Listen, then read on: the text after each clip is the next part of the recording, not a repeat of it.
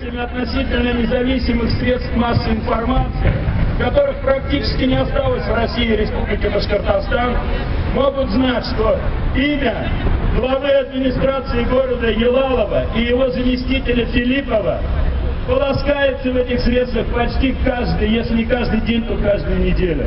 Есть такой Александр Филиппов. Это уплотнительно точечные застройки. Это переселение граждан по воровской формуле квадрат на квадрат.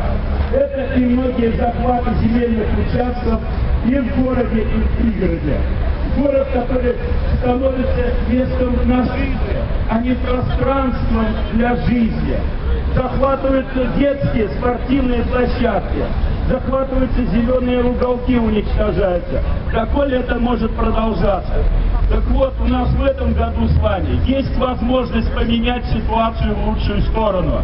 Потому что этот год, 2016, год выборов, Государственную Думу, городской совет города Уфы и еще во все советы городов Башкирии, а также и многие сельские советы. Всего в Республике Башкортостан намечается 113 избирательных кампаний. Поэтому, если мы с вами будем активны и поддерживая партии, которые призывают к власти, к исполнению, прежде всего, Всеобщей декларации прав человека, Конституции Российской Федерации и к исполнению ими своих обязанностей, то, возможно, жизнь изменится в лучшую сторону.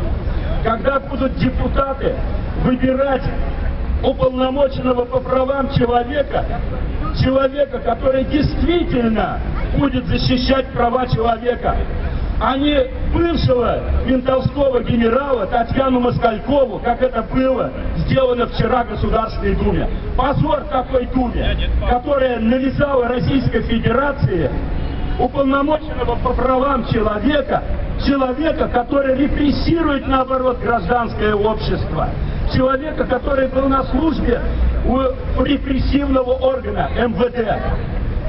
Так вот, она сразу же в первом своем выступлении заявила: в Российской Федерации нет политических заключенных. Они все осуждены по уголовным статьям. Да, они осуждены по уголовным статьям.